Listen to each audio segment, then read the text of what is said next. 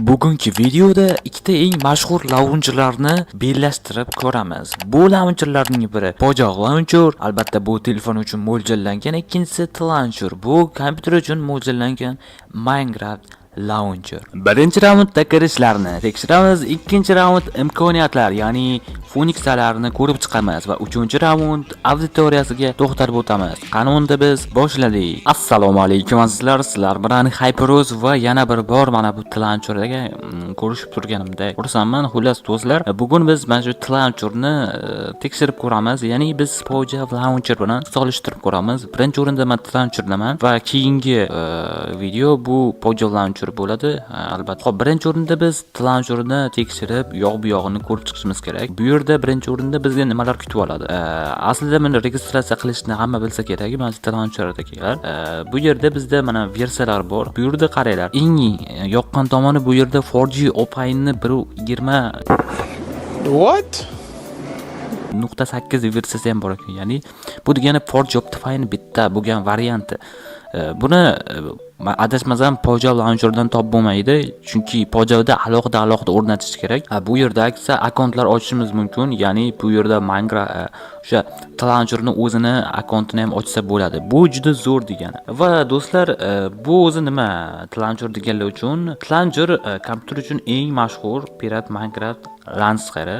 Dunyo bo'yicha ko'p ishlatilgan o'sha Minecraft launcher bu, ya'ni kompyuter uchun o'sha Minecraftga kirishinglar uchun. O'zi Minecraft aslida pullik, lekin bu tekin mojang bilan aloqasi bo'lmaganligi uchun shu pirat launcher deb ataladi buni. Bu o'zi aslida Minecraft chiqarmagan bu narsani, ya'ni Minecraftga tegishli narsalar chiqarmagan. Aslida bu ham bitta insonni o'sha dasturi faqatgina o'sha launcherga kirish imkonini beradi, ya'ni Minecraftga. Shunday gaplar azizlar. Endi kuchli bo'lmagan kompyuterlar uchun ham mos bo'ladi, ya'ni 4 RAM bo'lsa o'yin yaxshi ishlaydi bunda. Asosan bu yerda ramni ko'rishingiz mumkin. Mana bu yerda ranglarni ko'tariladi. Buni nastroykasi juda ham yengilgina nastroyka. Mana ko'rishingiz mumkin. Juda yengilgina nastroyka. Unday ko'p nastroyka qilib o'tirmaysiz bu yerda. Kirishlarga keladigan bo'lsa, modlarga keladigan bo'lsa, o'zini mod saytlarida ulangan. Albatta sizlar bu yerdan narsalar skachat qilib olishingiz mumkin. Installer bu yerda mod papkalarini skachat qilasiz. Bu yerda esa modlarni skachat qilasiz. Ko'rishingiz mumkin. Ajoyib, ham ajoyib. Bu yerda resource packlar bor. Bu yerda barlar, shader pack, bu yerda filtrlar, nimadirlarni o'zlariga kerakli narsani olsanglar bo'ladi. Buni minus tomoni nimada? Ba'zi antiviruslar uni xavfli deb belgilashi mumkin. Ya'ni chunki ichida reklama, audio downloader bor. Shuning uchun bu aslida virus ham deb bo'lmaydi, chunki buni hamma ishlatadi. Menimcha virus degan gap tarqalmagan, lekin shunaqa deb ataydi. Xo'p, endi bu kimlar uchun? Kompyuter borlar uchun albatta. Shunday qilib biz buni ko'rdik, ishini ko'rishimiz mumkin. Kirishga keladigan bo'lsak, biz oddiygina o'sha 1.12 versiyadan kirsak ham bo'laveradi. Lekin bizda hech qanaqa o'sha kirishga ham anavi yo'q. Ya'ni bu launcherga o'zi hamma biladi qanday ishlashni. Shuning uchun keyingi Poja launcherni kirishga o'tamiz. Biz Poja launcher ilovasiga kirib oldik. Bizda Poja launcher yangi turibdi. Endi ochib olamiz. Birinchi o'rinda ruxsat berish va ko'rishimiz mumkinki, bu yerda telefonni, ya'ni gorizontal holatda, vertikal holatda turibdi. Birinchi o'rinda hamma aytish mumkin, nima uchun o'sha Poja launcher bunaqa turadi. Buning sababini bilmayman, lekin siz playni bosib o'ynaganingizdan keyin o'zini holatiga qaytadi, o'sha gorizontal holatda. Xo'p, bu yerda har xil yo'llar bor. Ad akkauntga kirib, mana local account ochishingiz mumkin, offline account. Lekin bu Pojaning accounti emas. Keyin litsenziya olaverasizlar. Bu yerda nastroykalar bor. Menimcha bu Tlauncherdan ko'proq nastroykaga ega va meni fikrim bo'yicha bu tushunarli qilib ishlangan. Ko'rishimiz mumkin, ramni ortigacha ko'tarishimiz mumkin ekan. Bu yerda esa men bitta narsaga qoyil qolmadim, chunki bu yerda Optifine va 4G bitta versiyada emas ekan. Ya'ni bu yerda alohida yuklashingiz kerak yoki 4G ni yuklab ichida mod ichida Optifine'ni qo'shishingiz kerak.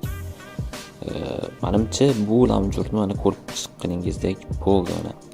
Bu yerda Holly, Zenboard, Littleboard, prosta bu telefon versiya bo'lganligi uchun shunaqa narsalar ko'p. Bunday gap do'stlar. O'zingizni fikringizni yozib qoldiring, qaysi birida o'ynaysiz. Endilikda biz Phoenix'larni ko'rib chiqamiz. Avvalambor Poja Launcher'da faqatgina Android uchun mo'ljallangan bu versiya, ya'ni APK versiyasi. Lekin Launcher'da Linux, Windows va Mac OS'da tushayotgan. Demak, bundan ko'rinib turibdiki, bu yerda Launcher'ning Phoenix'asi ko'proq. Ikkinchi Phoenix'i bu Launcher shader va kuchli zborkalarni o'ziga tushira oladi. Poja Launcher'da esa bunday xususiyat qisman mavjud, lekin zo'r tushmasligi mumkin. Shuning uchun azizlar, bu launcher hozirda shaderlar ham tushira olmasligi mumkin. Bu faqat mobil telefonga bog'liq bo'ladi. Lekin kompyuterda tushirish imkoniyati mavjud, ya'ni launcherda. 3-raund launcherlar auditoriyasi. Ikkita eng zo'r mashhur launcherlarning auditoriyasini tekshirish uchun men auditoriyasini ChatGPT dan so'radim. Bu yerda taxminlarga asoslanib ma'lumotlar berdi. Launcher bir manbaga ko'ra, Launcherning 2022-yilda 10 milliondan ortiq faol foydalanuvchilari bor ekan, ya'ni o'yinchilar. Ya'ni bu degani yuklab olganlar emas, faqat o'ynab onlayn o'ynab yurganlarni aytmoqda, ya'ni aktiv deb. Xo'p, Launcher.org veb-saytida aytilganidek, statistikalar bo'yicha kuniga taxminan 124,700 ta odam tashrif oladi. Bu degani deyarli 200 mingga yaqin odam, agar 10 kunga hisoblasak 1 million odam bo'lib ketar ekan. Ajoyib. Android versiyasida Launcher P versiyasi ham bor ekan, ya'ni u Playda 1 million kishi o'rnatgan ekan. Endi esa Poja Launcherga keladigan bo'lsak, Uptown, ya'ni Poja Launcher sahifasida 6 million 200 mingdan ortiq yuklab olinganlar ekan. GitHub saytida esa GitHubda asosan endi Poja Launcher yo'qligi uchun Play Marketda hozirda ko'pchilik GitHub saytidan foydalanadi. Shuning uchun aytib o'tmoqchiman. Ya'ni rasmiy faol bo'lmay qolganligi aytilgan. Xo'p, misol uchun Redditda bir postda 100 ga yuklab olingan 13 mingta odam foydalanuvchi mavjud demoqda ChatGPT. Demak, bundan ko'rinib turibdiki, o'zlaringiz hisoblab olasizlar. Biz Launcher bilan Poja Launcherni solishtirdik. Fikringizni kommentariyada yozib qoldiring va videomizga like bosib qo'yish, kanalimizga obuna bo'lib qo'yish esingizdan chiqmasin.